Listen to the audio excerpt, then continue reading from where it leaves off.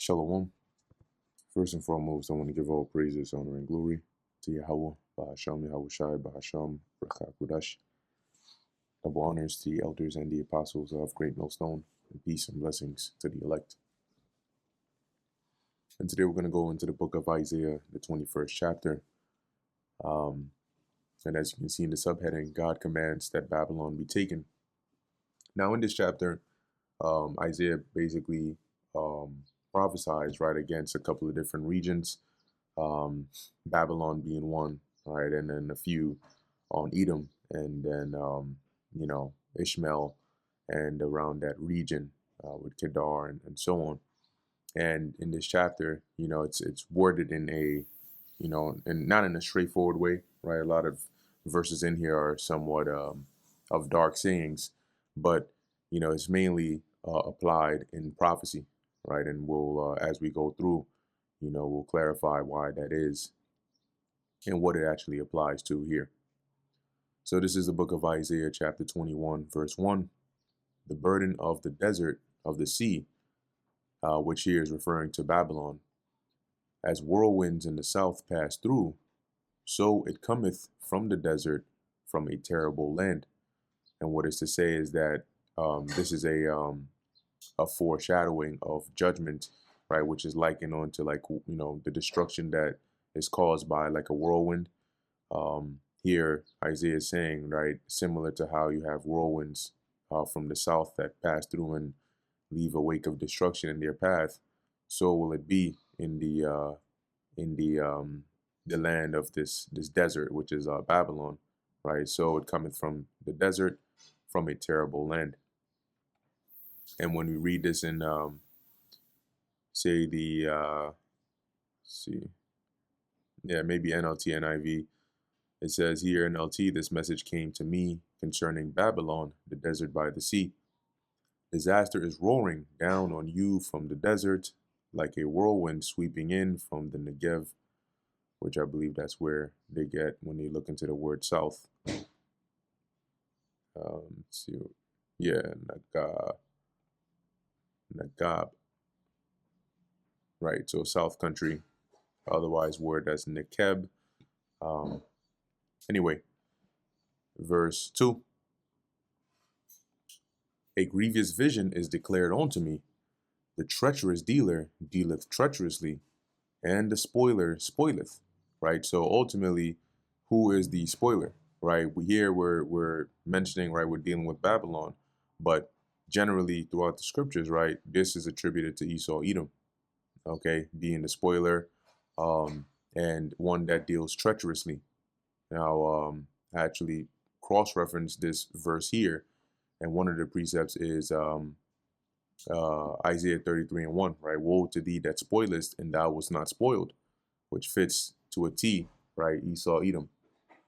And dealest treacherously, and they dealt not treacherously with thee. When thou shalt cease to spoil, thou shalt be spoiled.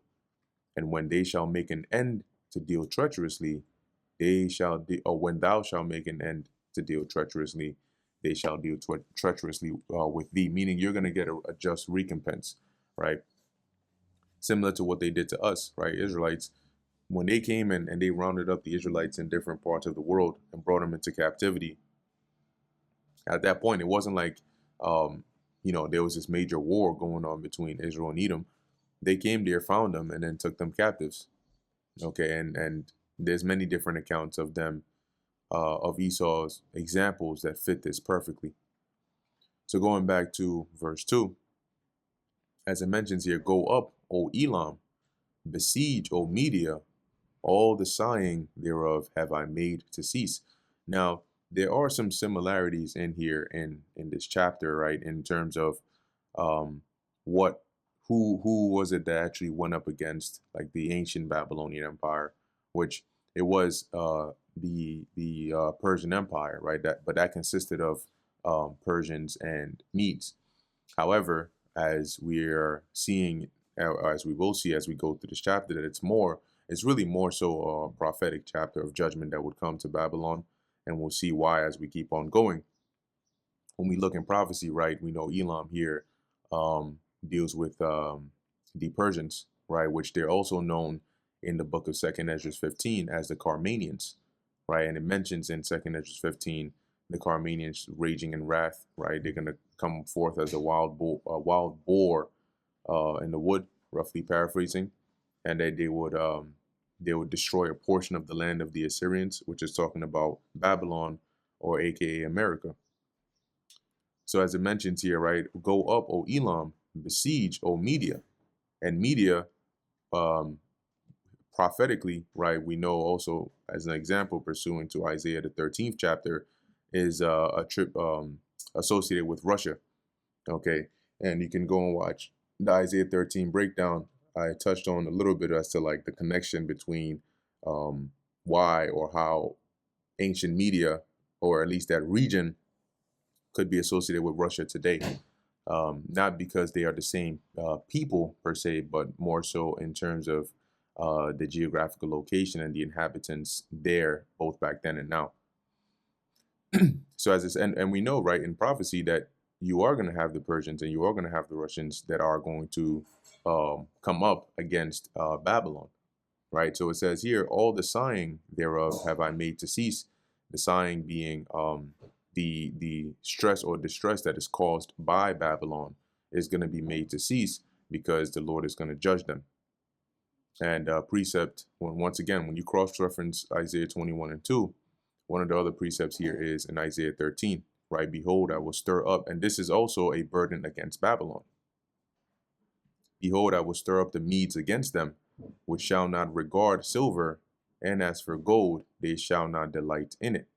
Okay, and when you go back to Isaiah 21 and 2, what's interesting here is the Medes, right, as like an empire or as a kingdom, historically were not the ones that came against Babylon, right? They didn't come and they were allied with Babylon, right? So they sort of ruled in tandem. In fact, Nebuchadnezzar, I think it was his brother-in-law, was a Median, right? Since he had married the daughter of the Median king, Cyaxares, right? So Media, as as an independent, I guess, ruling nation or empire, did not come against Babylon historically. Okay. Verse 3, therefore are my loins filled with pain, right? So here Isaiah is using this vivid imagery to emphasize here how grievous or how terrible this vision is to behold or to endure, right? That's why he uses these words, for example, right? So therefore my loins filled with pain, pangs have taken hold upon me, as the pangs of a woman that travaileth, right? So a woman that is in going through those birth pains, right? In that process, they travail. Okay, when you look into this word travail, it's not a sweet thing per se, right? It says to bear, to bring forth, to bear a child, right? So from the point of contractions to going into labor, that pain and that travailing, right, or that condition that a woman is in is a painful one, and so he's likening this feeling onto that. I was bowed down at the hearing of it. See, so that vision, meaning, and once again, he is emphasizing how grievous or how terrible this vision was, which is why he's wording it this way, right? I was bowed down at the hearing of it. I was dismayed at the seeing of it, being that vision. My heart panted. And when you go into the word panted, it basically goes into like going astray, right? To stagger, of intoxication, wandering of the mind. So it says here, right, to mislead, cause to err mentally or morally. But in other words, what he's saying is his mind was all messed up, right? That's how you would put it in modern day English. Like I had my whole, head messed up or whatnot. So it says here, my heart panted, fearfulness affrighted me, and the night of my pleasure hath he turned into fear unto me. And when you go into reading this, and you'll see I'm often putting this in other translations because the way it's worded is a bit clearer, right? So in NLT it says, my mind reels and my heart races. I longed for evening to come, but now I am terrified of the dark, right? Because of the fearfulness of the vision that he saw or that he received. And most of the time, these visions sometimes would be in the daytime, right? Like I guess you could call it like a daydream. Some more vivid than that, but some would be dreams, right? As even Daniel, for example, he mentions when he woke up, right? When he woke up from this vision, he was affrighted, right? His cogitations troubled him. Um, verse 25 or verse 5, it says, prepare the table, watch in the watchtower, eat, drink, arise, ye princes, and anoint the shield. For thus hath the Lord said unto me. So when you look at this, right, this is happening now, right? But also in ancient Babylon, right before um, um, the Belshazzar got taken out. That's like sort of that imagery that was happening, right? When you read in Daniel 5, you'll get that visual. But also when you read in, I think it's Luke um, 17 and 26, if I'm not mistaken, that they did eat, they did drink, they did give in marriage, right? And we're given in marriage till basically the day the Son of Man, um, or the day that Noah entered into the ark, right? But so shall it be also in the days of the Son of Man. So here in Isaiah 21 and 5, the visual here is while they are preparing the feast is like preparing the table is like basically setting a feast, right? And then, as it says, watch in the watchtower, because typically you would have people, watchmen over there watching to make sure everything is all good. And then, as it says, right, eat, drink, arise, ye princes, and anoint the shield. So now there's like this change in tone, right? All of a sudden, now you gotta basically get up and, as it says, anoint the shield. So get ready. Why? Because you're about to be taken over, right? You're about to be hit with a warlike situation. So NLT says here, look, they are preparing a great feast. They are spreading rugs for the people to sit on. Everyone is eating and drinking, but quick, grab your shields and prepare for battle. You are being attacked. So that is to represent like that sudden destruction, right? That would just spring upon you unawares. Verse 6, for thus hath the Lord said unto me, go, set a watchman, let him declare what he seeth. And he saw a chariot with a couple of horsemen and a chariot of asses. So once again, right, this is it's this wording is like not direct, right? Because it's for example, Isaiah is a watchman, right? He is a prophet, but here in this case, the visual is likened onto him setting somebody up to be a watchman, and then that person is seeing these things, and then he's like, okay, what did you see? And then the watchman is giving him that feedback or that information. Nevertheless, the focus point of the vision is what it is that the watchman sees, right, and what that means. So here the Lord tells him, right, go set up a watchman, right, and let him tell you what it is that he seeth. And he saw a chariot with a couple of horsemen, and a chariot of asses, and a chariot of camels, and he hearkened diligently with much heed, right? So when he saw this, he was basically started to like, be on high alert, right? To see, okay, what's going on here? What is this going to come with? And as he was watching as a watchman, and he cried, a lion, my lord, right? Which is to say like a perceived threat. I stand continually. So now the watchman is given the report. I stand continually upon the watchtower in the daytime, and I am set in my ward whole nights. So I'm constantly on watch. And behold, behold, here cometh a chariot of men with a couple of horsemen. And he answered and said, now, this is still the watchman speaking, right? This metaphorical watchman speaking. And when it says, and he answered in ancient English, right, or in ancient world, and he answered, we perceive that as answering is typically preceded with a question, right? Somebody asks you something and you answer. But in the ancient world, sometimes when it says he answered or he went on to say, it's more so just him basically starting another sentence or starting another train of thought or starting another conversation after a brief pause, right? So it doesn't have to necessarily be preceded with a question here. And I say that just to clarify that it's still the same subject. It's still the same watchman here who's speaking. Right? It says here, and he answered and said, Babylon is fallen, and all the graven images of her gods he hath broken onto the ground. All right, and this is a very key verse here. One, because this, this wording, this language, we see also used in, I believe it's Revelation 18. Let's cross-reference that. Let's see. Yep, Revelation 18 and 2. Also Revelation 14 and 8. Right, and there followed another angel saying, Babylon is fallen, that great city, because she made all nations drink of the wine of the wrath of her fornication. All right, and similarly in Revelation 18, the same sentiment is echoed, right? Babylon the great is fallen,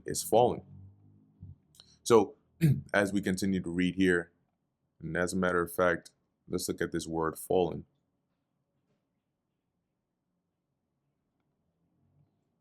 All right, Nepal, to fall, of violent death, to overthrow, to cause to fall, right? So as it says here, Babylon is fallen, and all the graven images of her gods he hath broken onto the ground. Now, and this is why it's also important, once again, as we always emphasize, to understand history.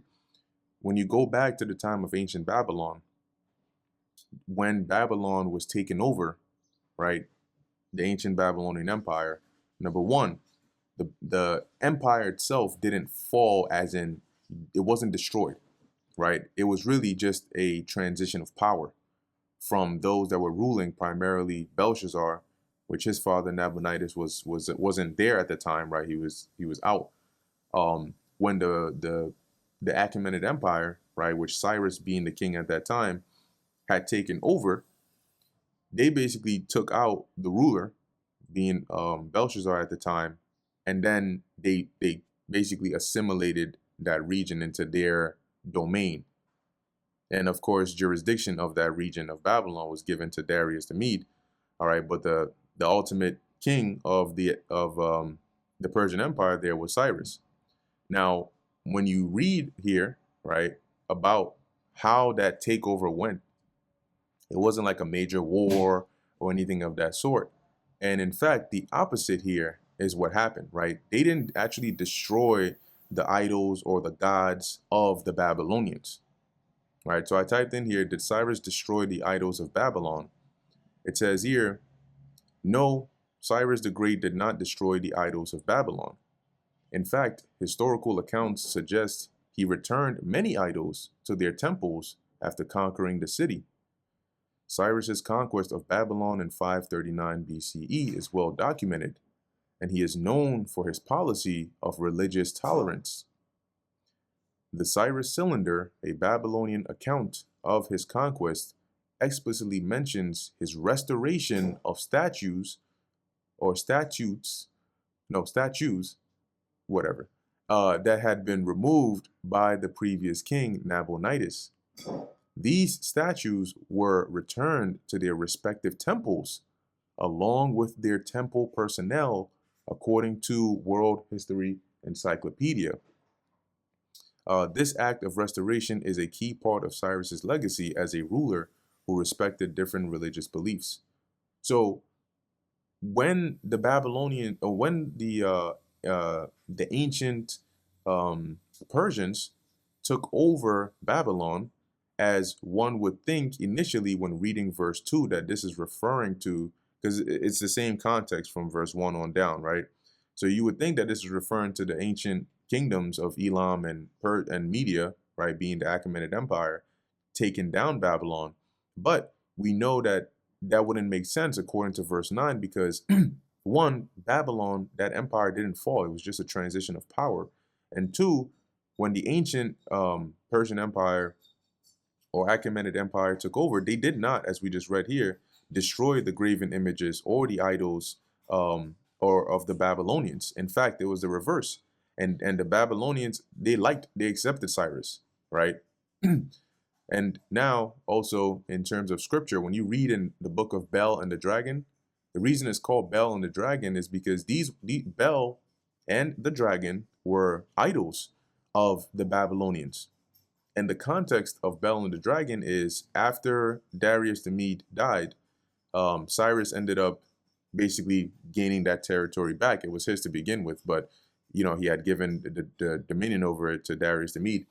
But the context of Bel and the dragon here is Daniel basically proving to Cyrus that these idols or these gods that the Babylonians worshipped were just idols. And Daniel ends up destroying them, being Bel, right, and also the dragon. And that's why they threw him in the lion's den. So how would this be the case if when the ancient Persians took over, if they actually destroyed those idols, how would we then have this scenario here? All right, and I'm just going to read verse 3. It says, "Now the Babylonians had an idol called Bel, and there were spent upon him every day 12 great measures of fine flour, and 40 sheep, and 6 vessels of wine." Right? So going back to Isaiah 21:9, this is also an indicator to us that here, when it's talking about this Babylon is fallen, this is referring to Babylon the Great, the same Babylon that is mentioned as being fallen in Revelation 14 and Revelation 18. And that makes sense because the graven images and their idols being broken down, that will happen, right? When the Lord brings judgment upon this place. And let me see if we can find some cross references on that. That I'm sure we would have. Let's see, next. I wonder if it's in Revelation 6. Let's see, Revelation. If not, maybe I'll just do a word search on it. Idols.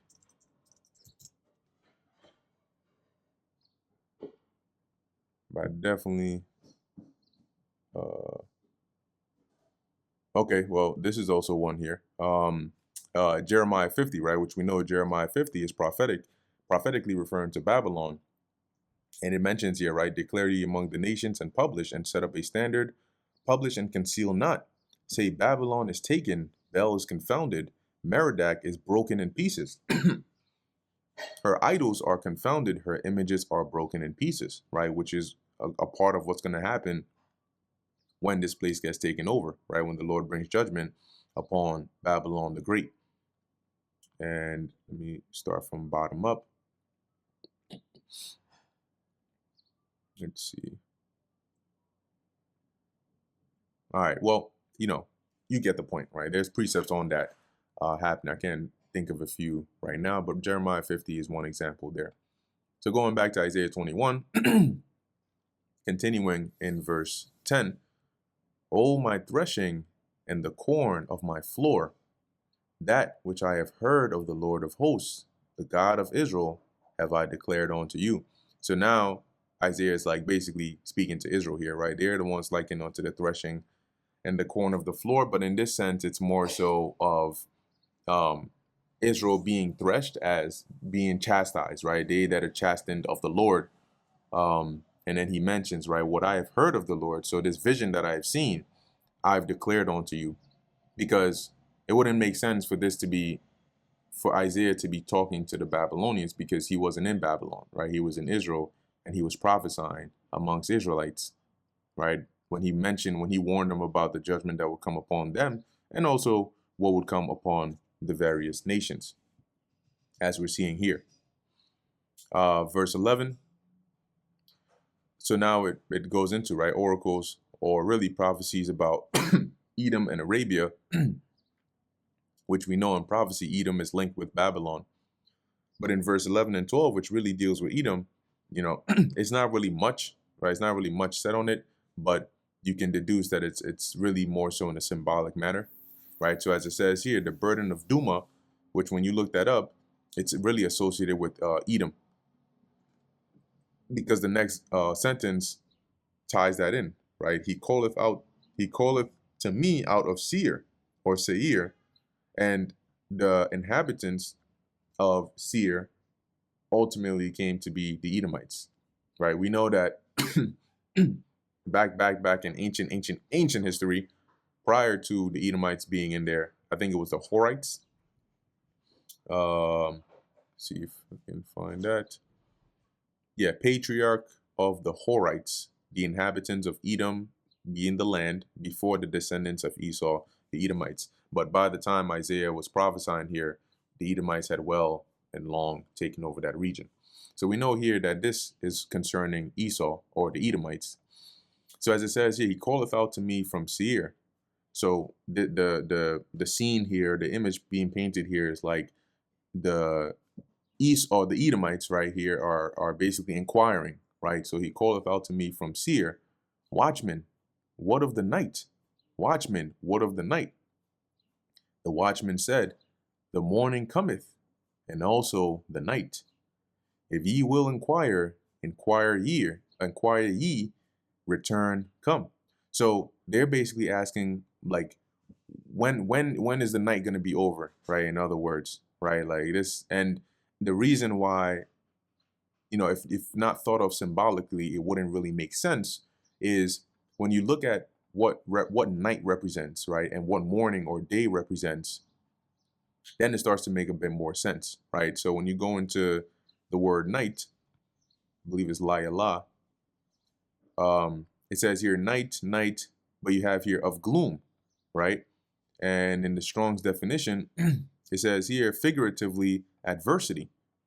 And there's a scripture, right, that I think is it John, where it says, I must work the works of him that sent me while it is day, for the night cometh when no man can work. So the night is coming for Esau, Edom, right? But as it says here, they're inquiring, what of the night? What of the night? Looking at this in NLT, right, it says here, this message came to me concerning Edom. Someone from Edom keeps calling to me, watchman, how much longer until morning? When will the night be over? Right? And when you look at the word morning, which I think it's also Bakwar, but not my name Bakwar, because there you have those two spellings, right, that mean different things there.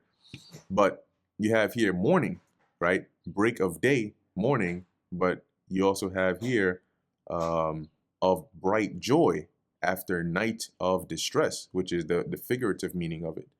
So when you read this, right, with that in mind, you get the visual here that they're basically inquiring, like, when is this distress or calamity, when is that is brought upon us, when is that going to be over, right? And inquiring of the watchman, when is the morning or the joy or the reprieve going to come? And the watchman says, yeah, the morning is coming, it's pretty much here, but the night is going to come right after. And when you look at that in prophecy in relation to Esau, Edom, you're going to have this period of calamity, right? Jacob's trouble, as Apostle Zahar always mentions, is also going to be Esau's trouble as well. And we know and understand that after that is going to come the joy and the peace, right? The scriptures even talk about joy cometh in the morning. But that joy is going to be for the Israelites. It's going to be that peace, that joy is going to be eternal for the Israelites. But soon after, what are you going to have? You're going to have that night again, or that calamity or distress again upon Esau and the other nations, which is going to be their period of hardcore captivity, right? So there's not any good outlook concerning them. Anyway, continuing in verse 13, it says here, the burden upon Arabia in the forest. So now in the last few verses here, Isaiah then shifts and focuses on the Ishmaelites, right? Predominantly. So it says here, the burden upon Arabia, in the forest of Arabia shall ye lodge, O ye traveling companions of Dedanim, which Dedanim are the inhabitants of Dedan. The inhabitants of the land of Tema, which is all around that region, right? When you look into the word Tema, it says here, desert, the ninth son of Ishmael, the land settled by Tema, the son of Ishmael. So as we continue to read, it says here, the inhabitants of the land of Tema brought water to him that was thirsty, and they prevented with their bread him that fled. And the prevented meaning they met, right, to meet somebody. the reason it uses the word prevented is, one example is if somebody's running and you meet them, you're like, in a literal sense, you stop them, right? So you're almost preventing them from continuing the way they were running towards. And that's what happens when you meet somebody, right? Here, the visual is one that is really fleeing, like a refugee, that you then meet them. Here, as it says, pretty much giving them water, refuge, bread. For they fled from the swords, from the drawn sword, and from the bent bow, and from the grievousness of war. So here, the what Isaiah is saying here, the message here is pretty much, right, that the concerning the Ishmaelites, they would basically be in that state of having to be having to suffer the consequences of like war, right? And you can imagine their regions being those common places of like war zones where you would often have cases where people are displaced, people have to flee to neighboring regions for basically comfort, for help, and that's basically what you're seeing going on here. Now, with the somewhat vagueness of this right here, these are events that happen recurrently in history, right? It's not like just one exact pinpoint in history where this happened once and that's the end of it.